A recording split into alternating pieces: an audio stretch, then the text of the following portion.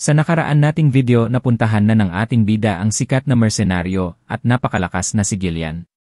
Pinagaling ni Ghislaine ang kanyang anak sa sakit nitong tinatawag na walang hanggang kaparusahan at kanya itong napapayag na kanyang maging espada at lumaban para sa kanya. Sa kanilang pananatili nakalaban ni Gillian ang grupo ng mga Wildcats at habang naglalakbay tinambangan sila ng mga mamatay tao at nakalaban ni Manong ang kanyang dating kasamahan na si Viggo at kanya lang itong pinaslang lahat. Dito ay muli na namang nabigo si Amelia sa kanyang plano na paslangin ang ating bida. Sa kasalukuyan, habang pauwi ang ating bida sa kaharian ng Perdium nakita niya sa kalayuan ang figura ng lalaki, at nang malapitan nagulat sila na ito pala ang kanyang ama na si Walter Perdium habang nakasuot ng baluti at kapa na nasa harap ng kaharian ng Perdium. Lumipat ang eksena sa kastilyo ng Perdium, nagtipon ang ilang mga kalalakihan upang talakayin ang isang mahalagang usapin kasama ang konde. Iminungkahi ng konde na bawasan nila ang kanilang mga puwersa, na ikinagulat ng mga kalalakihan. Isa sa kanila ang nagpahayag na magiging mahirap ang maayos na pagpanatili sa mga frontline kung babawasan nila ang kanilang puwersa. Isang lalaki pa ang nagmungkahi na humingi ang konde ng karagdagang suporta mula sa pamilya Rayfold. Ibinunyag ng pangkalahatang tagapangasiwa, si Homer, na ang pamilya Rayfold ang nagbawas ng pondo ng suporta. Ipinaliwanag niya na kasalukuyang nagtitipon ng mga sundalo at nag-imbak ng pagkain ang mga Rayfold. Ang isang kabalyero sa silid ay halatang nagulat sa rebelasyong ito. Isa pang lalaki ang nagbanggit na kailangan nila ng pondo upang muling itayo ang kagubatan ng Biscars, na bahagyang nasira sa huling labanan laban sa mga Orsi. Ayon sa lalaki, ang pagbawas sa puwersa ng samahan ng mga kabalyero ay halos sapat lamang upang magkaroon ng kaunting paghinga. Gayunpaman, binigyang diin niya na ang pagbawas ng kanilang puwersa ay nagdadala ng malaking panganib. Pinanood ni Ghislaine ang mga kalalakihan habang sila'y nagtatalo at natagpuan niyang tipikal lamang ito. Ang kabalyero sa harapan niya ay ang kapitan ng mga kabalyero, si Randolph. Ang lalaking may makapal na balbas ay ang ingat-yaman, si Albert. Ang pangkalahatang tagapangasiwa na nabanggit kanina ay si Homer. Si Ghislaine, ang batang Panginoon ng Perdium, ay napaisip kung gaano nakatagal mula nang ang kanyang ama ang namuno bilang konde. Habang ilang buwan pa lamang ito para sa kanyang ama, pakiramdam ni Ghislaine ay parang ilang dekada na ang nakalipas matapos niyang mabuhay bilang hari ng mga bayarang sundalo. Hinarap ni Ghislaine ang kanyang ama, si Conde Walter Perdium, at binati ito ng maligayang pagbalik sa kanilang tahanan. Nagtaka ang konde sa kakaibang kilos ng kanyang anak. Bilang bata, hindi nagustuhan ni Ghislaine ang kanyang ama dahil sa pagiging mahigpit at seryoso nito palagi. Gayunpaman, ngayon ay nakikita niya na ang lahat ng ito, ang hindi mabilang na pasanin ng pagod at pagkapagal na bumibigat sa balikat ng konde. Naintindihan niya ang mga responsibilidad ng isang Panginoon ng lupain. Uminom si Walter ng kanyang tsaa, at isiniwalat na narinig niyang umalis si Ghislaine sa kastilyo ng isang linggo. Inamin ni Ghislaine na binisita niya ang mga Rayfold. Tinanong siya ni Walter kung nagdulot siya ng problema doon. Sinigurado ni Ghislaine na wala siyang ginawa. Ang ingat-yaman, si Balbasero, ay lumapit sa ating bida at binanggit na narinig niya ang tungkol sa pagkapanalo ni Ghislaine sa isang duelo laban sa isang hari at ang pagkamit nito ng pera. Mahirap paniwalaan ito para kay Albert. Sa seryosong anyo, tinanong ni Albert kung pumunta si Ghislaine sa mga Rayfold upang magsugal. Naiinis ang ating bida sa hinala. Ipinaliwanag niya na pumunta siya sa mga Rayfold upang mamuhunan dahil may negosyo siya kay Amelia. Pinayuhan ni Homer ang ating bida na mag-isip bago kumilos at pinaalalahanan siya ang susunod na mamumuno sa Perdium. Sa walang pakialam na tingin, tiniyak ni Ghislaine kay Homer na huwag mag-alala. Naiinis si Homer na napansin niyang binabaliwala ng ating bida ang kanyang payo na lalo lang nagpaalala sa kanya. Ibinaba ng konde ang kanyang tasang tsaa at inutusan ang kanyang mga tauhan na tumigil. Hinarap niya ang kanyang anak at binanggit na narinig niyang nagdulot ng ilang magandang gulo si Ghislaine habang wala siya. Nagtaka si Ghislaine kung ano ang tinutukoy ng kanyang ama. Tinanong ni Walter kung totoo bang pinatay niya sina Jamal at Philip dahil sa tangkang pagbebenta kay Elena. Nagulat si Ghislaine na malaman na tinutukoy ng kanyang ama ang mga kabalyerong itinuturing niyang walang halaga. Idineklara ng kapitan ng mga kabalyero, si Randolph, na imposibleng magawa ni Ghislaine na patayin ang dalawang kabalyero ng mag-isa. Ipinahayag niya na malamang naglaban-laban ang mga kabalyero at pinalaki ang kwento, kung saan si Ghislaine lamang ang tumapos ng laban. Naintindihan ni Ghislaine kung bakit tila nagagalit si Randolph. Sa kabila ng pagiging traidor ng mga kabalyero, hindi maayos ang pakiramdam ni Randolph na sila'y namatay sa kamay ni Ghislaine. Upang maiwasan ang gulo, sumang-ayon si Ghislaine sa bersyon ng kwento ni Randolph. Sa mayabang na ngiti, sinabi ni Randolph na alam niya ito mula pa sa simula. Pinuri ng konde ang kanyang anak para sa kanyang mga aksyon na ikinagulat ni Ghislaine. Sinabi ni Walter na wala siyang pakialam kung paano nilutas ni Ghislaine ang sitwasyon, ang pinakamahalaga ay buhay si Elena. Ito ang unang papuri na natanggap ni Ghislaine mula sa kanyang ama. Sinamantala ni Ghislaine ang pagkakataong ito upang magmungkahi. Nagtaka si Walter sa kanyang sinabi. Agad na binalaan siya ni Homer na tumigil kung pera ang kanyang hihilingin. Sumang-ayon si Randolph, pinaalalahanan ang ating bida sa mga gulong idinulot niya noon. Sa galit na ekspresyon, inalala ni Randolph ang mga nakaraang kalokohan ni Babyface, ang pagbebenta ng mga panustos militar upang pondohan ang pagsusugal, pagsunog sa harapang tarangkahan upang mag-ihaw ng kabayong panghukbo, at pagtunaw ng lahat ng baluti upang makagawa ng isang walang kwentang, maalamat na espada. Hindi makapagsalita si Ghislaine laban kay Randolph. Bagaman hindi niya maalala ang mga partikular na insidenteng ito, alam niyang malamang ginawa niya ang mga ito sa isang punto ng kanyang buhay. Ibinunyag niya sa kanyang ama na nais lamang niyang humingi ng pahintulot mula sa kanya. Tinanong siya ng konde kung ano ang kailangan niyang pahintulot para sa ibinunyag ng ating bida sa kanila na nais niyang sakupin ang gubat ng mga halimaw. Nagulat ang mga lalaki. Ngumiti ang ating bida sa kanila ng may kumpiyansa. Nagbago ang eksena, at nakita natin ang ating bida sa kanyang silid-tulugan na may kumpiyansang ekspresyon sa kanyang mukha. Ibinunyag niya sa kanila na tinanggihan ng kanyang ama ang kanyang hiling. Ayon sa kanya, nagwala si Walter at nagsimulang sigawan siya. Hindi nagulat si Belinda sa narinig. Sinabi niya sa kanyang Panginoon na ito ay inaasahan, na ang lugar ay puno ng mga halimaw.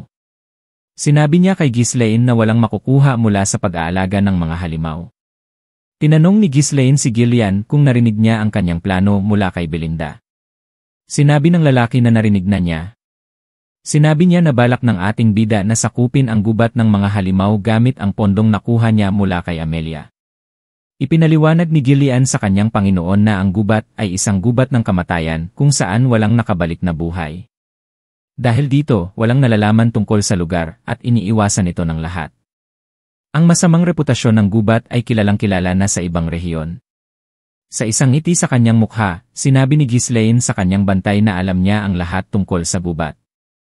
Sinabi niya sa kanya na talagang walang makukuha mula sa pagpasok sa gubat.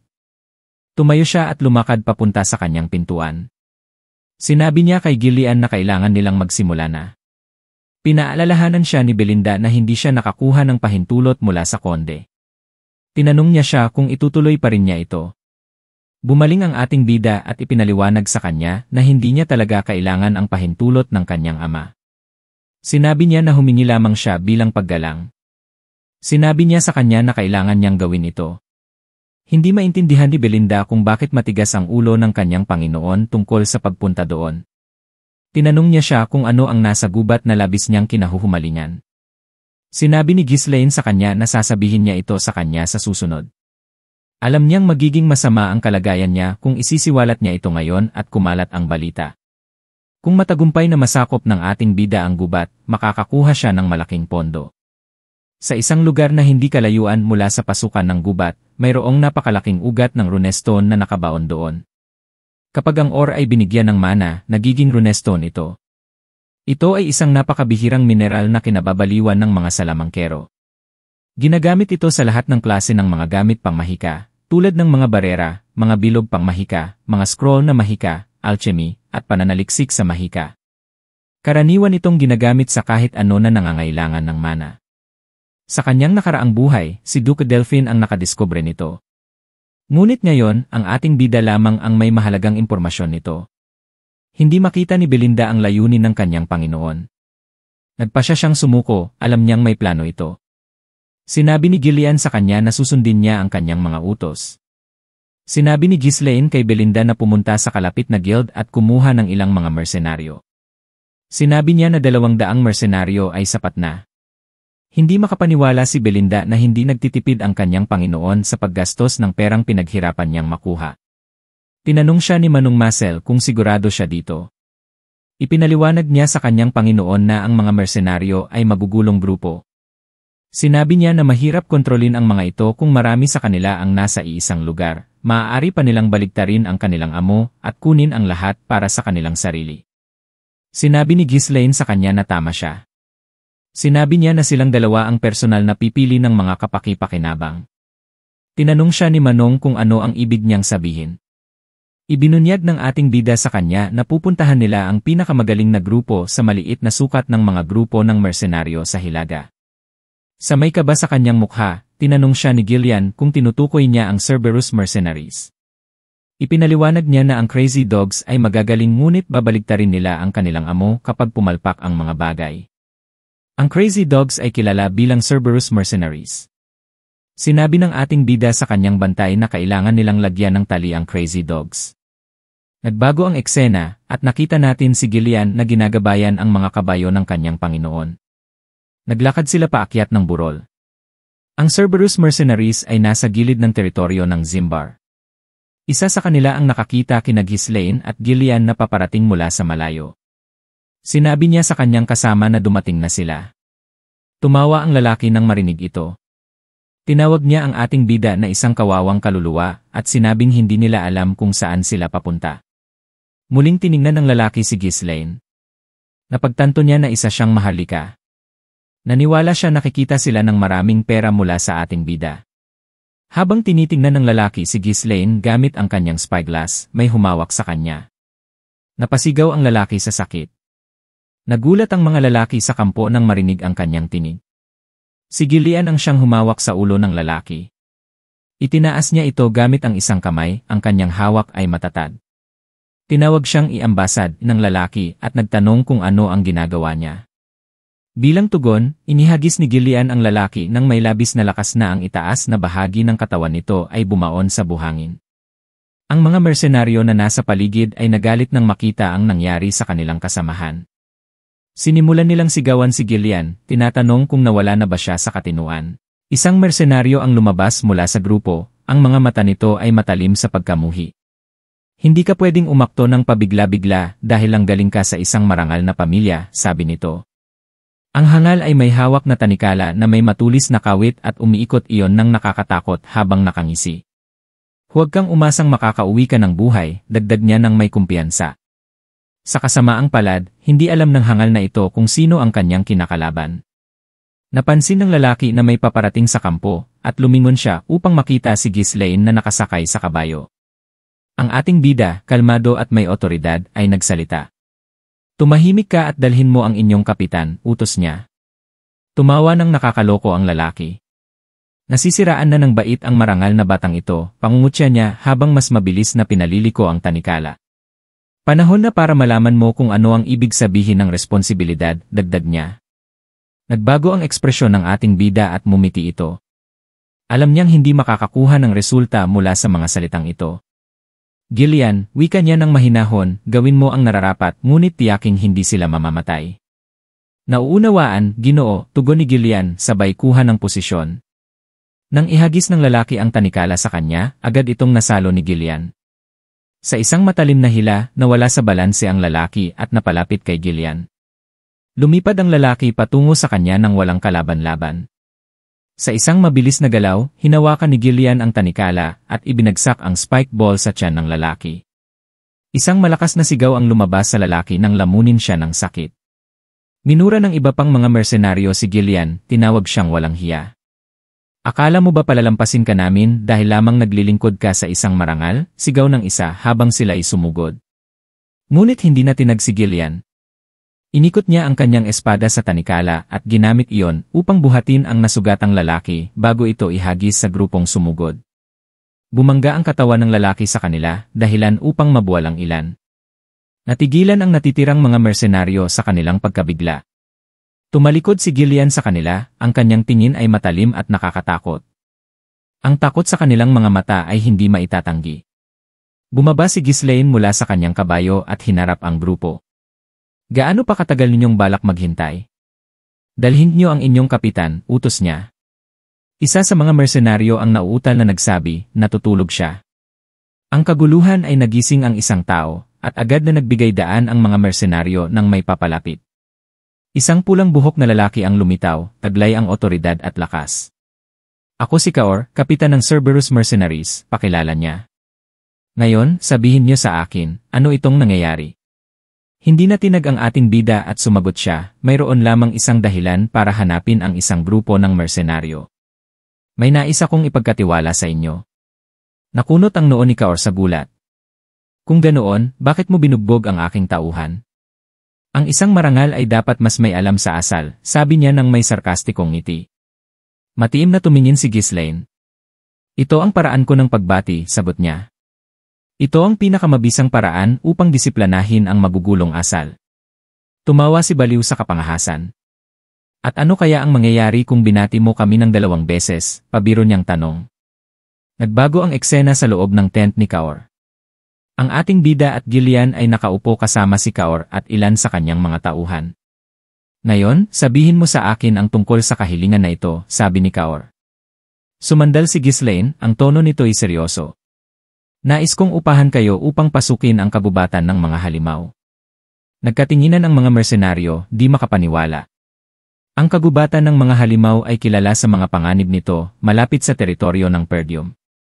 Bahagyang kumunot ang noo ni Kaor habang ngumingiti. At sino ka ba para magmungkahi ng isang mapanganib na misyon, tanong niya. Ang sagot ang ating babyface ay payak at diretsyo. Ako ang batang Panginoon ng Perdium. Tahimik ang lahat bago mapuno ng tawanan ang tent. Ang baliw na batang Panginoon, bulong ng isa sa kanila habang natatawa, hindi makapaniwala sa kanilang sitwasyon. Mula sa mga bulong-bulungan, naging tiyak sila na nawala na ang kanyang isip. Sinabi ni Kaor sa ating bida na hindi niya alam kung ano ang itsura ng kagubatan ng mga halimaw dahil siya ay pinalaki sa isang greenhouse. Sinabi niyang hindi ito lugar para sa mga baguhan tulad niya. Sinabi ng kapitan, si Perdium, na hindi na siya interesado na makarinig pa ng kahit ano mula kay Ghislaine. Inutos niyang magtango ang mga tauhan at sinabi niyang tapos na ang negosasyon. Itinaas ng mga lalaki ang kanilang mga sandata, at itinaas ni Gillian ang kanyang pang-akit. Nang makita ito, tinanong ang ating bida si Kaor kung siya ba'y natatakot. Nagulat ang lalaki nang marinig ito. Sa isang ngiti sa kanyang mukha, sinabi niyang siya'y nadismaya dahil narinig niyang ang kanyang grupo ng mga mersenaryo ay medyo bihasa. Sinabi niyang isang kalokohan lamang ito. Ipinatong ng hangal ang kanyang paa sa kanyang mesa at isinaad sa ating bida na huwag siyang gawing biro. Pinaalala niyang sila'y mga mersenaryo. Sinabi niyang hindi sila kumukuha ng mga trabaho na hindi kumikita. Sinabi ng ating bida na ang mga mahihinang tao ay madalas mag-imbento ng mga dahilan. Nainis ang leader ng mga aso nang marinig ito. Sinabi niyang nasira ang kanyang timpla. Sinabi niyang ang lahat ng ginagawa ng ating bida ay ang maghagis ng mga kahina-hinalang provokasyon. Tinawag niyang isang mangmang si Ghislaine. Sinabi niyang hindi ito karapat-dapat patumbahin. Tiniyak niyang bibigyan niya ng kalayaan ang ating bida. Hiniling niyang magbigay si Ghislaine ng ilang pera para sa abalang idinulot at maglaho na. Sinabi ng ating bida na hindi ito mangyayari, na may seryosong ekspresyon sa kanyang mukha. Hiniling ng ating bida na magkaroon ng isang pagpapakilalang duelo ng Morions laban sa kapitan ng Cerberus Mercenaries. Nagulat si Manong at ibang mersenaryo nang marinig ito. Sinipat ng hangal ng may masamang ekspresyon at kanyang tinanong kung alam ba ng ating bida kung ano ang kanyang kagustuhan.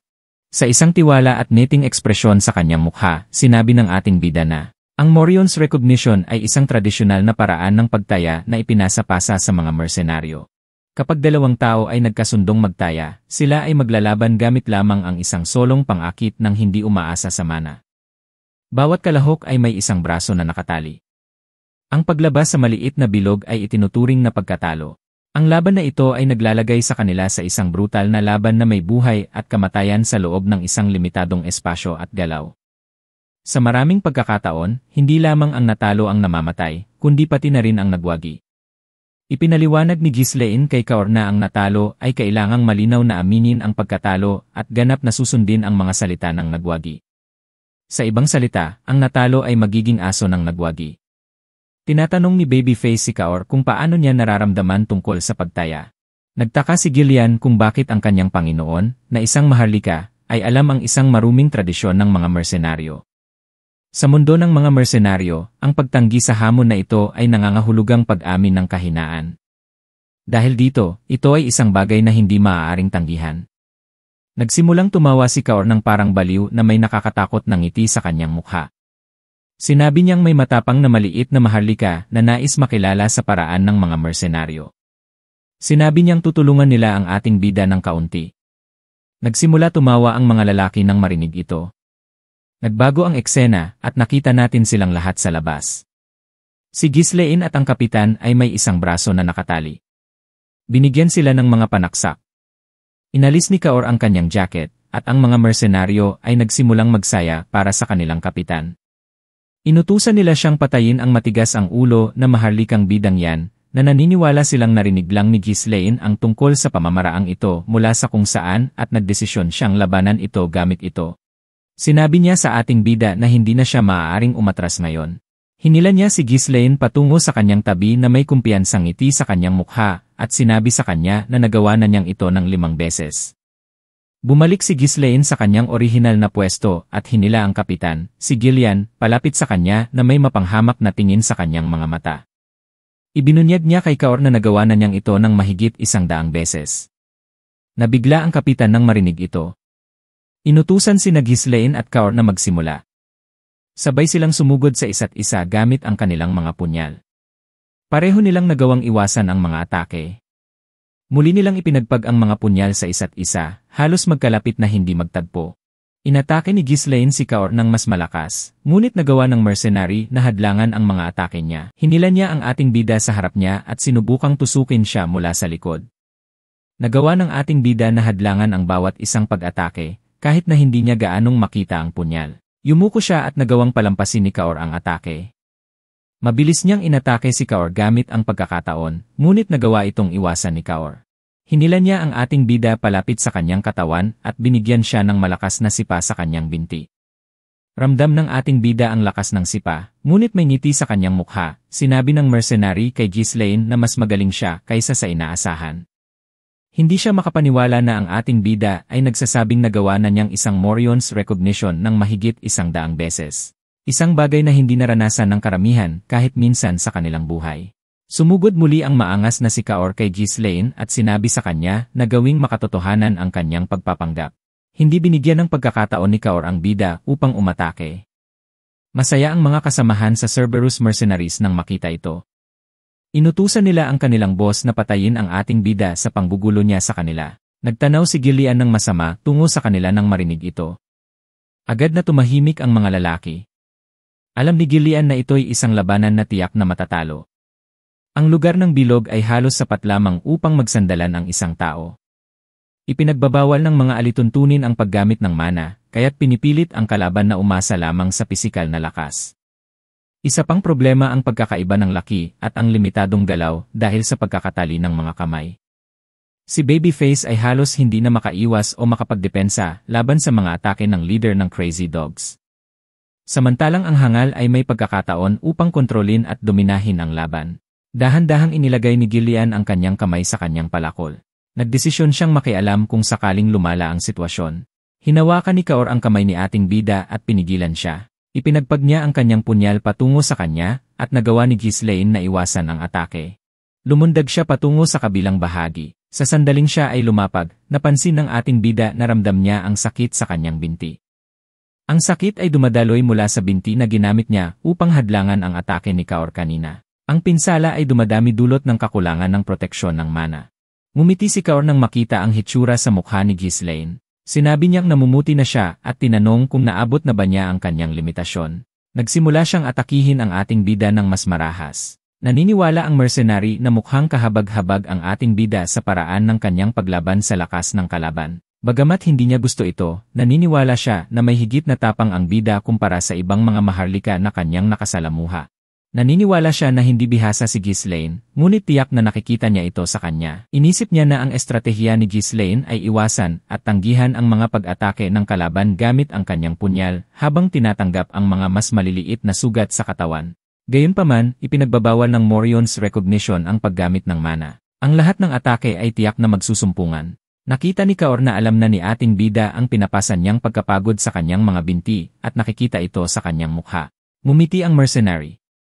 Kung nais niyang makita si Ghislaine na maghirap para sa kanyang buhay, ito na lamang ang paraan upang magsaya siya. Pinaikot niya ang kanyang punyal at sumugod patungo sa ating bida. Nagawa ni Ghislaine na hadlangan ang atake. Lumapit ang hangal at inikot ulit at sumugod gamit ang punyal patungo sa kanyang ulo. Yumuko ang ating bida upang iwasan ang atake. Sinubukan niyang atakihin si Kaor mula sa ibaba, ngunit nahadlangan ito ng kalaban. Hinila ni Kaor ang kanyang kamay sa gilid at pinigilan siya. Ginamit niya ang kanyang tuhod upang atakihin siya. Nahadlangan ulit ito ni Ghislaine ang atake gamit ang kanyang napinsalang binti. Ramdam niya ang matinding sakit dahil dito at makikita sa kanyang mukha ang paghihirap. Naniniwala si Kaor na sa kanya na ang tagumpay. Itinaas niya ang kanyang punyal at sinabi sa ating bida na madeds ka na. Ang kanyang mga tauhan ay nagulat at nao. Nang makita ito, kinuha ni Gillian ang kanyang palakol, binabalak tulungan ang kanyang amo. Ngumiti si Ghislaine at iniiwasan ang kutsilyo sa pamamagitan ng pagyuko. Nagulat si ang leader ng Crazy Dogs nang makita niyang nakaiwas ang ating bida mula sa posisyong iyon. Ang ating bida ay itinulak ang kanyang sarili sa kabila at binigyan si Kaor ng hiwa malapit sa kanyang mga tadyang. Nagulat si Kaor sa nangyari. Ang mga mersenaryo at si Gillian ay nagulat din sa nakita. Si Kaor ay sumugod kay Ghislaine ng galit. Ang ating bida ay mahinahong yumuko at binigyan si Kaor ng isa pang hiwa sa kanyang dibdib habang siya ay nasa ilalim nito. Ang mga mersenaryo ay nagulat nang makita na muling nasugatan ng ating bida ang kanilang kapitan. Sigurado sila na ang kanilang kapitan ang siyang nagpaikot-ikot kay Ghislaine kanina gamit ang lakas nito. Inutusan nila siya na ipakita sa ating bida kung anong kagalingan ang mayroon ang isang mersenaryo. Nagulat si Manong nang makita ang galaw ng kanyang amo. Itinarak ng hangal ang kanyang kutsilyo papunta sa ulo ng ating bida. Naiwasan ito ni Ghislaine sa pamamagitan ng pagyuko. Tumayo siya at ginamit ang kanyang balikat upang tamaan ang mukha ng kapitan. Kinurot niya ang kanyang kamao, gamit ito upang hawakan ang kutsilyo, at ibinigay ang mga suntok sa mukha ng aso bago pa man makapagbalik si Kaor. Inikot ng ating bida ang kanyang kutsilyo at ginamit ito upang itusok kay Kaor ang kanyang kamay. Hindi sumigaw si Kaor, patuloy siyang sumugod patungo sa ating bida ng mas matindi. Madali itong iniiwasan ni Ghislaine. Hindi na intindihan ng asungot kung anong nangyayari. Sigurado siyang ang ating bida ay nahirapan lang na tiisin ang kanyang lakas, ilang segundo lang ang nakalipas. Sa wakas, naisip ni Manong kung ano ang nangyayari. Ang pagswing ng lakas ay nagpapahigpit sa mga kalamnan at nagpapabigat sa katawan na nagiging sanhi ng pagiging matigas, kaya't nawalan ng flexibility si Kaor. Hindi lumaban si Ghislaine laban sa momentum ng kalaban. Sa halip, siya ay nag-relax at itinuloy ang galaw ng kalaban upang makuha ang kanyang sariling daloy. Hindi inasahan ni Gillian na malalampasan ng kanyang master ang disadvantage ng laki sa ganitong paraan. Ibinaba niya ang kanyang palakol habang ang Kaor ay humihingal. Ang kanyang mga tauhan ay pinayuhan siyang tumigil sa pagpapatawa. Sabi nila hindi na ito nakakatawa. Pinuri ng ating bida ang katapangan ng kapitan. Sinabi niya sa kanya na maraming kalaban ang lumalabag sa mga alituntunin at gumagamit ng mga hakbang kapag sila ay natrap. Ngumiti si Kaor nang marinig ito. Naniniwala siya na nagsasalita si Ghislaine na parang isang tao na nakaranas ng ganitong bagay ng 100 beses. Sinabi niya sa kanya na nakuha niya ang posisyon ng kapitan gamit ang paraang ito. Ipinaliwanag niya kay Ghislaine na ang mga mersenaryo na lumalabag sa mga alituntunin ay hindi na nanatili sa ganitong klase ng trabaho. Ngumiti ang ating bida nang marinig ito. Sinabi niya sa tao na gusto niya ang espiritu nito. Inamin ni Kaor na siya ay nasa disbentaha sa isang ulo sa ulo na laban. Ngumiti siya at sinabi sa ating bida na ang kondisyon para sa tagumpay ay hindi nakasalalay lamang sa pagpapalakas ng katawan laban sa kanya sa direktang laban. Sa pagkilala ng mga mersenaryo, kapag ang kahit isang paa ay lumabas sa bilog, otomatikong pagkatalo. Hinawakan ni Kaor ang kamay ni Ghislaine at itinayo siya. Nais niyang itapon siya sa labas ng bilog. Sigurado siya na siya ay mananalo kung mailalabas niya ang buong katawan ni Ghislaine mula sa bilog. Bago pa man matouch ang lupa ng paa ni Ghislaine, hinigpitan niya ang kanyang pagkakahawak sa kamay ni Kaor. Itinulak niya ang kanyang mga paa patungo sa kanyang mga tuhod at pinigilan ang katawan mula sa pagdikit sa lupa. Ginamit niya ang katawan ni Kaor upang suportahan ang sarili. Hinila niya ang kapitan gamit ang kanyang kamay. Hindi ito inasahan ni Kaor. Inakyat ni Ghislaine ang kanyang paa at ikinabit ang kanyang kamay sa leeg ng kapitan. Sa sandaling nakapunta siya sa likod nito, ipinagpag ang ulo sa lupa. Itinulak ang ulo nito palabas ng bilog. Ang mga mersenaryo ay nagulat sa nakita. Nainis si Kaor nang makita na siya ay natalo. Ngumiti si Ghislaine at sinabi na siya ang nanalo. Humarap ang kapitan at tinanong ang ating bida kung sino siya. Hindi siya makapaniwala na isang tao na kasing husay nito ay isang noble na may malamig na titig sa mga mata. Sinabi ni Ghislaine na hindi niya gusto ang kanyang ugali. Ipinaalala niya sa kanya na ngayon ay kausap na niya ang kanyang bagong amo. Hinila siya ni Ghislaine gamit ang kanyang kamay. Tinanong siya ng kapitan kung ano ang nais niya. Sinabi niya na tapos na ang laban. Sinabi ng ating bida na hindi pa tapos, sinabi niyang hindi pa siya lumalabas sa bilog. Nagulat si Kaor nang marinig ito. Pin-clench ni Ghislaine ang kanyang kamao. Sinabi niyang didisiplinahin niya ang kanyang nasasakupan. Binigyan niya ng suntok sa mukha ang kapitan. Ang suntok ay nagpatumba sa kanya. Agad na tinanong ng lalaki ang ating bida kung anong nangyayari. Pinapaalalahanan siya na tapos na ang laban kapag ang isang kalaban ay lumabas na sa bilog. Binigyan siya ni Ghislaine ng isa pang suntok sa mukha. Tinanong niya siya kung susundin niya ang mga alituntunin ng labanan sa battlefield. Tinawag siya ni Kaor na isang hayop. Sinabi niyang hindi dapat kumilos ng ganito ang isang maharlika. May seryosong ekspresyon sa mukha. Tinanong siya ni Ghislaine na huwag magsalita ng pabalang sa kanyang amo. Tinawag siya ni Kaor na isang baliw. Binigyan siya ng isa pang suntok ng ating bida. Hindi tumigil si Ghislaine, patuloy niyang tinutukso ang kapitan sa mukha. Ang kanyang kamay ay nababalot ng dugo. Hindi natuwa ang mga mersenaryo nang makita ito. Akala nila ibibigyan na ng awa ng ating bida ang kanilang kapitan dahil nanalo ito sa laban. Nagmakaawa si Kaor na itigil na ng ating bida. Hinila siya ni Ghislaine ng malamig na tingin at mga mata. Sinabi niyang hindi pa siya lumalabas sa bilog. Nagulat si Kaor nang marinig ito. Ang kanyang mukha ay medyo namamagana. Mabilis siyang lumingon sa mga tao niyang kasama.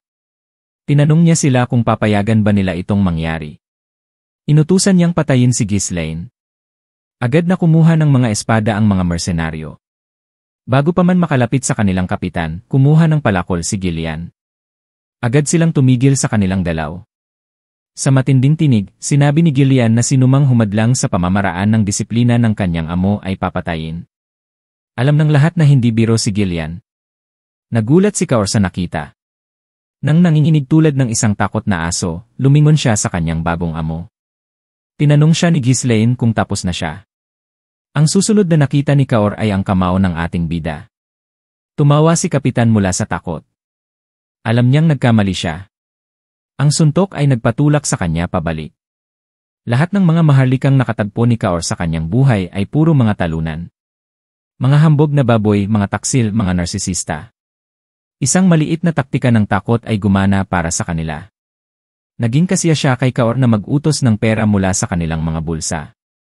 Dahil sa kanyang pagtrato sa mga maharlika, nakuha niya ang titulo ng Mad Dog. Ngunit ngayon, ang Mad Dog ay binibigyan ng palo ng isang batang maharlika na hindi niya gaanong iniisip. Ang mga mersenaryo ay nababahala nang makita ang kalagayan ng kanilang kapitan. Sa kasamaang palad, wala silang magagawa. Tiningnan ni Ghislaine ang katawan ni Kaor. Naisip niyang baka sapat na ang ginawa niya. Tinawag niyang tumigil na sila sa pagtunganga. Inutusan silang magdala ng tubig, benda at tuwalya. Nagulat ang mga mersenaryong aso nang marinig ito. Sinabi ng ating bida na malapit nang mamatay ang kanilang kapitan nila kung hindi sila kikilos ng agad-agad, kumilos na sila at tinanggap nila ang kanyang utos. Maingat na binantayan ni Manong Marcel ang kanyang amo. Napansin niyang nakikinig ang mga mersenaryo sa kanyang mga utos. Sa mundo ng mga mersenaryo kung saan mas malapit ang kamao kaysa sa batas, ipinakita ni Ghislaine ang kanyang posisyon sa kanilang mga isipan gamit ang pinakamadirekta at pinakatiyak na pamamaraan. Ipinakita niya sa kanila kung sino ang boss. Sa susunod na eksena, makikita natin si Kaor na nakaupo at wasak ang muka sa isang silya. Ang kanyang katawan ay nakabalot ng benda. Inilapag ng ating bida ang isang papel sa mesa. Tinanong siya kung pipirmahan niya ang papel. Tinutok ng kapitan ang mata kay Ghislaine. Alam niyang wala siyang magagawa kundi sumunod dito. Kinuha niya ang kanyang panulat at pumirma. Sinabi ng pabalang ni Kaor sa ating bida na kunin ito, si Ghislaine ay may matalim na tingin na mata, at tinanong niya ang hangal kung ano ang sinabi niya. Naging nerbiyoso si kapitan. Sa nanginginig na tinig, sinabi niyang inaasahan niyang makipagtulungan kay Ghislaine. Kinuha ng ating bida ang kanyang kamay. Nakakatakot kay Kaor ang nakita. Sinabi ni Ghislaine na sila ngayon ay pamilya. Sinabi niyang inaasahan din niyang makipagtulungan sa kanya. Ilang araw ang lumipas, dinala tayo sa hangganan ng teritoryo ng Perdium. Makikita natin ang ilang mga mersenaryo na nagtitipon doon. Isa sa kanila ang napayakap. Tinanong niya ang iba kung alam nila kung bakit sila tinawag ng maaga sa umaga. Isang kalbo na lalaki na may kalasag ang nagsabi sa iba na narinig niyang isang rumor na ang kanilang employer ay ang batang lord ng Perdium. Nagulat ang mga lalaki nang marinig ito. Isa sa kanila ang nagsabi na isang bata lang ang bida. Naniniwala siyang hindi kayang pamahalaan ni Ghislaine ang mga mersenaryo ng maayos. Sinabi niyang baka madaling trabaho lang ito. Isang lalaking walang damit pang itaas ang pumalakpak at tinawag ang pansin ng kanyang mga kasama. Sinabi ng malaking tao na kailangan nila ng isang kinatawan para harapin ang kanilang batang employer. Nagulat ang mga mersenaryo nang makita ang lalaki. Tinawag nila siya bilang Gordon, ang muscle. May ngiti sa kanyang mukha, sinabi ng lalaki na tama sila. Sinabi niyang tiningnan niya ng mabuti ang kahanga-hangang pagkakaisa ng kanilang mga boses. Napansin ng mga mersenaryo na tama siya. Isa sa kanila ang naalala ang isang pagkakataon na may isang tanga na gumawa ng hindi makatarungang hiling at naging dahilan ng pagkabasag ng lahat. Tinanong ng kalbong lalaki si Gordon kung ano ang balak niyang gawin. Sinabi ng lalaki na mahalaga na malaman ng bawat isa ang mga hangganan sa mga ganitong pagkakataon. Binuksan niya ang isang bag na naglalaman ng ilang mga barya. Ipinaliwanag ng lalaki sa mga tao na siya ay magpupumilit sa kanilang employer bilang kanyang kinatawan. Inutusan niyang ipasok ang kompensasyon sa kanyang matinding trabaho sa bag na niniwala ang mga lalaki na perpekto si Gordon para sa ganitong sitwasyon. Alam nila na ang kanyang malaking katawan ay magagamit upang mag-pressure sa isang tao. Sinabi nilang siya ay isang maasahang tao. Hindi nila inaasahan na ang isang taong maghuhubog buong araw ay mahusay din kumita ng pera. Isa sa kanila ang nagsabi na may dumarating. Agad na inangat ang kanilang mga ulo. Nakita nila ang isang tao na nakasakay sa kabayo na papalapit mula sa malayo. Nagulat sila nang makita na mag-isa lang siya. Ito yata ang ating employer, sambit nito. Isa sa kanila ang nagsabi na baka kinabahan na ang ating bida sa sobrang laki ng muscle ni Gordon. Inutusan ni Muscle Boy ang mga lalaki na lumapit sa kanya. Sinabi niyang makakatulong itong mag-set up ng nakakatakot na mode. May ngiti sa mukha ng lalaki, sinabi niyang oras na para turuan ang isang bata kung gaano katakot ang tunay na mundo. Bago pa man makalapit ang ating bida, napansin niya ang isang kakaibang bagay. Nakita niyang may mga taong papalapit sa ating bida. Si Gillian at mga mersenaryo ng Cerberus. Isa sa mga mersenaryo ang nakilala agad ang helmet na hugis ng pusa. Sinabi niyang ito ay isa sa mga mersenaryo ng mga mabangis na aso. Nagulat si Gordon nang marinig ito. Nag-isip siya kung paano na kaya ni Ghislaine na mapasunod ang mga crazy dogs. Nang makarating si Ghislaine sa kanila, umatras ang mga lalaki. Lumingon siya kay Gordon at tinanong siya kung siya ba ang kinatawan. May nervyos na tingin, sumagot si Gordon na siya nga. Tinanong siya ng ating bida kung ano ang kanyang pangalan. Ipinakilala niya ang kanyang sarili bilang Gordon, ang muscle na mukhang ampaw. Napansin ni Ghislaine na kakaiba ang pangalan.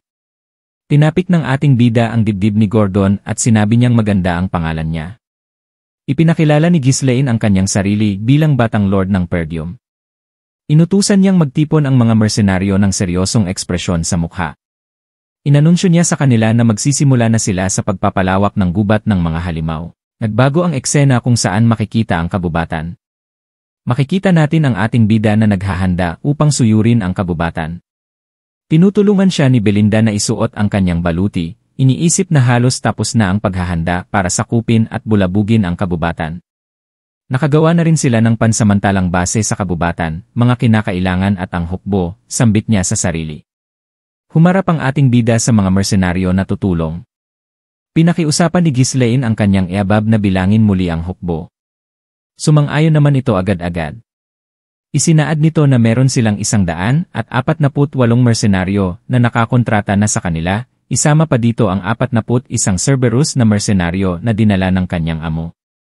Meron tayong 178 mga tauhan, tugon nito sa ating bida. Sumagot ang ating bida na mabuti. Tinanong ulit ng ating bida si Belinda kung nasabihan bang mabuti sila Scovan. Tumugon agad si Belinda. Ang akala niya pa na hindi siya sasang-ayon dahil siya ang commander ng Forest Beast Post, pero mukhang sa mga mukha nila, sinigurado nila ito. Ayan ay pagtitiyak, sambit ng ating bida kay Belinda. Sumigaw si Ghislaine, luminya ang lahat. Agad-agad tumindig ang hukbo. Sinabi niya sa likod ay ang gubat ng mga halimaw na ating sasakupin. Sinabi pa nito na alam niyo naman ang mga balibalita kung ano ang mga hindi mapaliwanag na kapahamakan sa lugar na yon, sabi ng ating bida. Sambit pa nito, kahit mapanganib, ako ay sigurado na sasagupin natin ang lugar na yon. Nagulat ang mga mersenaryo, parang kinabahan agad sila at nagtinginan, wala silang kaalam-alam na ang gubat ng mga halimaw ang kanilang papasukin. Sinabi pa ng isa sa mga ito, baka hindi na tayo makalabas ng buhay. Iba't ibang klaseng halimaw at panganib na posible nating makatagpo na gumagala sa loob nito, na nag-aabang. Nagulat ang mga mersenaryo at nagsalita ang isa na wala silang kaalam-alam na ang gubat ng mga halimaw ang kailangan nilang sakupin. Baka hindi na tayo makalabas ng buhay. Sumigaw si Belinda, wala kayong respeto. Mga hayop, nagsasalita pa ang aking bossing, ginambala nyo agad. Sinabi pa ng ating bida, kung sino ang gustong umalis, umalis na. Ngunit may paghihikayat ito na kapag natapos at napagtagumpayan natin ito, titriplehin ko ang pinangako kong bayad sa inyo. Nagulat lalo ang mga mersenaryo, may paghanga, at sumigaw ng, totoo ba? At ngayon, magandang pang-akit yan. Pabulong agad na nagsalita ang kanyang eabab, Master, kalokohan ang sinasabi mo. Inubos na natin ang ating pera sa paghahanda pa lang nito. Tumugon habang nakatulala ang ating bida, sinabi niya iyon para palakasin ang moral ng ating hukbo. Iniisip nito, kaya ko silang bayaran, at may matitira pa kapag napagtagumpayan nating masakop ang loob ng kabubatan. Natitiwala ka sa akin, di ba? Tanong nito sa kanyang alagad. Si Belinda ay nagsalita na, wala namang ibang pagpipilian kundi ang sumang-ayon, malungkot na tono nito. Nagsalita naman ang pinuno ng mga aso, baliw ang ating bida, parang magbigay ng ganong halaga. Nag-iisip tuloy ako kung paano niya mapagtitibay ang kanyang pangako. Siguradong matapang siya. Sumagot si Manong Marcel, siguradong may plano siya. Sumigaw ang ating bida, Forest of Beast Expedition Team, tara na at kumilos. Habang pinapakita ang kabubatan, makikita natin na nagsimula na silang kumilos. Nagtutulungan sila para paluwagin ang lugar, taga dito, taga doon, gamit ang kanilang mga palakol habang dinadala sa isang lugar ang mga kahoy. Sinipa ng ating bida ang pabagsak na puno at nagsalita, sa wakas, may ilaw na kahit papaano. Sumigaw agad si Ghislaine, pagpatuloy lang natin ang palilinis sa daraanan patungo dito sa lugar na ito. Sinigaw niya pa, putululin ang mga puno at ilagay lahat sa kariton. At ang mga walang pangkatungkulan, maghukay sa ilalim ng puno para mas madali itong matanggal. Sa isip-isip niya, nung nakaraan kong buhay, nabasa ko ang isang journal tungkol sa kabubatan ng mga halimaw mula kay Duke Delphine. Napakalaki ng lugar na ito. Sa susunod na mga araw, susuyurin at magagapi na namin ang lahat ng halimaw at makakakuha kami ng mga pagkukunan. Kailangan ko ngayon ng kaperahan, sambit nito sa sarili. Patuloy pa nito, kailangan ko baliwalain ang ibang ruta at tunguhin ang lugar at ugat ng runestone. Ang makukuha kong kayamanan sa ekspedisyong ito ay malaking tulong para sa mga nakapaligid na panganib na maaaring mangyari sa Perdium. Patuloy na sambit sa sarili ng ating bida. Si Kaur ay nagsalita na, kahit ang ating bida ay tumutulong, tanong nito sa sarili. Sabi pa ng isang mersenaryo, ito ba ang pagpapakita ng dignidad ng marangal na tao para maging halimbawang lider o meron pa? Sumagot ang isa, dignidad sa paa. Pagpapakitang tao lang yan, sa susunod susuko din yan. Tugon nito. Imbis na magtrabaho ng mabilis, puro kayo daldalan, pagsigaw sa kanila ni Belinda. Sure, pabalang nasagot ng mga mersenaryo. Seryoso. Mga lalaking yun, galit na sambit sa isip ni Belinda. Amo, gulo at hirap ang inabot natin sa pagtanggap ng mga tao. Bakit kailangan mo pa magtrabaho? Tanong ni Belinda sa ating bida. Pinag-uusapan kanila at sinasabing ginagawa mo ang trabaho din nila, dagdag pa nito. Okay lang yan, mas maraming kamay, mas mabilis na matatapos, tugon ni Ghislaine sa kanyang iabab. Kung yan sabi mo, parang alam mo lahat ng maaga, dagdag pa nito. Si Kaur ay namangha kay Ghislaine na nagtatrabaho kahit may nag-aalala na babae sa tabi niya, nakakaselos naman, sambit nito. Kasama si Gillian, sinabi pa nito, ito pang isa, naging aso at naglalakad kasama ko papuntang impyerno, sabay talikod si Manong at naihampas kay Kaur ang troso na daladala nito. Sumigaw ang leader ng mga aso, naghahanap ka ba ng away? Iniisip ng ating bida na lahat ay tumatakbong maayos. Sa nakaraan, si Duque Delphine ay sinakop ang kaharian at nagtayo ng bagong dinastya, at nagkaroon ng malakihang pag-unlad sa lugar ng mga halimaw. Dati hindi mawari ng ating bida, bakit naisipan ni Duque Delphine na pagandahin at paunlarin ang lugar. Sa halip, nakuha ko ang isang journal ng pag-unlad na nagtatala ng mga lokasyon ng mahahalagang yaman at ang ekosistema ng mga halimaw. Salamat doon at naging preparado ako ngayon, sambit nito sa sarili. May pagtataka ang mercenary kung bakit nagdala ng mga pailaw ang ating bida, mas mura kung gagamit na lang ng sulo kung gagamitin din mamayang gabi, tugon nito sa isang mersenaryo. Hindi mapakali ang ating bida dahil walang kahit anong insidenteng nangyayari. Nabasa ko lang ang tungkol sa kanila sa journal at hindi ko pa talaga nakita kung ano ang tunay na nangyari, pag-iisip ng ating bida. Sinabi niya sa hukbo, wag ibaba ang depensa. Habang palalim na sa kabubatan, ang iba ay patuloy pa rin sa kanilang ginagawa na pagputol ng kahoy. Nagsalita ang isa, dumidilim na, sambit pa ng isang mersenaryo. Kala niya delikado tong lugar na ito, bakit ni isang halimaw ay wala pa tayong na-encounter? Siguro, chismis lang talaga ang lahat ng ito. Madali na sana para sa atin, kahit hindi gumawa ng kahit ano si Gordon, dagdag pa nito. Hehe, parang nakokonsensya ako kung babayaran tayo ng triple para sa isang bagay na ganito kadali, tugon ng isang mersenaryo. Nagsalita si Gordon Marcel, tignan nyo, pinutol na natin ang di mabilang na puno. Ito ang dadaanan natin, di ba? Tumugon sila ng, yeh. Pero may pananong. Nagtanong ulit siya, bakit may nakaharang sa dadaanan natin, nagtanong ng may pagtataka sa mga kasamahan. Nadilim ang kanilang mga ekspresyon. Nagsalita ang ating bida, lahat, ituon ang pansin. Nagtinginan lahat ng mga mersenaryo at naghanda. Anong meron? Tanong ng isang mercenary at lumingon sa ating bida. Sambit ng isa, anong meron sa pagbabago ng atmosfera? Tinawag ng ating bida si Marcel, man. Tumugon ito agad. Sinabi ng ating bida, mamamatay ka kung nandyan ka. Pumunta ka dito ng mabagal, isang hakbang sa isang pagkakataon, turo niya. Sumang-ayon naman agad si Gordon. Pero natamaan ni Gordon ng troso ang punong kahoy na katabi niya, nagulat siya dito at napadapa. Itong ingot, sabi ng isang mersenaryo. Meron, hindi tama, pag-aalala nila.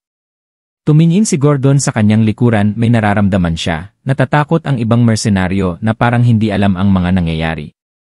Tahimik lang ang ating bida at may iniisip. Nagsalita si Kalbo, mabilis naman, matakot agad-agad, ang aming amo, tingnan nyo wala namang meron dito, wala lang namang daraanan dito parehas lang naman ito, daldal pa nito. Ingmot! Ang ating bida at nagkakamali lang ito dagdag pa nito, ito pala ang gubat ng mga halimaw. Ito lang naman ay masukal na kabundukan, biglang sinabihan siya ng ating bida, lumapit din dito o mamamatay ka. Sumagot ulit si Kalbo, bakit mo kami tinatakot? Sa tingin mo ba matatakot mo kami dahil dito? Nang biglang nanginig ang katawan ni Kalbo, may pumalupot sa kanyang bewang at agad-agad siyang hinila habang natatakot. Walang itong presensya, hindi maasahan kung paano sila gumalaw. Kinainda ng tuluyan si Kalbo ng isang puno na nambibiktima kung hindi mo alam di. Nakatayo ang ating bida sa harap nito at naghahanda sa labanan habang sambit ang pangalan ng halimaw na Dirusent. Naghanda na sila para sa paparating na panganib. Makikita na napapalibutan ang grupo ng mga kahoy na halimaw na may isang mata at bibig na punong-puno ng matutulis na ngipin. Bakit biglaan ang pagdami ng mga halimaw? Sigaw ng mga mersenaryo habang dali-daling nagtatakbuhan. Kakainin nila tayo, isa pang sigaw mula sa mga duwag. Nagsimula nang gumalaw ang mga galamay ng puno patungo sa mga mersenaryo. Isa-isa silang inangat at dinala pabalik sa halimaw. Tuluyan ng nakain ang iba sa kanila habang maririnig ang sigaw ng takot. Si Muscle naman ay humihingi ng tulong sa kanyang mga kasamahan. Dali-dali siyang nilapitan ng ibang kalalakihan para putulin ang mga mahahabang galamay ng puno, ngunit laking gulat nila nang hindi ito maputol. Ang kanilang mga palakol ay nasira pa, dahilan upang magpanik. Biglang nahila ng galamay ang malaking katawan ni Muscle patungo sa halimaw. Makikita ang ating bida na mabilis na paatake patungo kay Gordon. Pinutol niya agad ang galamay nito na ikinagulat ng halimaw. Agad niyang sinugod ang halimaw at hiniwa ang mata nito. Tuluyang bumagsak ang dalawa habang tinitingnan ni Ghislaine ang halimaw na kanyang tinalo. Putulin agad sila, sigaw ng isang mersenaryo. Kahinaan ba nila ang kanilang mga mata? Tanong ng isang lalaki. Huminga ng malalim ang ating bida at sumigaw, gumising kayo. Huwag kayong maghiwa-hiwalay at panatilihin ang depensa. Inuutos ko na tumuon kayo sa depensa, dagdag pa niya. Sumang-ayon ang lahat. Pinanatili nilang nakataas ang depensa sa lahat ng direksyon. Tinanong ng ating bida si Kaor, nasaan na ang mga lampara at gasolina. Tumugon si Kaor, nandito lahat. Sindihan agad ito at ibato sa kanila hanggang maging abo, utos ng ating bida. Sumagot si Kaor, ito pala ang dahilan kung bakit dinala natin ito, na pagsang-ayon sa ating bida. Papunta na ang mga halimaw dito, sigaw ng kanang kamay ni Kaor. Sumigaw at nagbilang ang ating bida, ibato na ang mga pangsunog. Agad na sumunod ang mga hangal habang sumisigaw, mamatay na kayo, mga bastardong halimaw. Ngunit sa pagbato nila, hinawi lang ito ng mga galamay ng halimaw. Nagulat ang lahat nang hindi man lang ito sumabog. Natulala sila habang nakatingin sa mga halimaw na papasugod gamit ang kanilang mga sanga. Biglang dumating si Gillian, gamit ang kanyang palakol, at niligtas ang mga mersenaryo.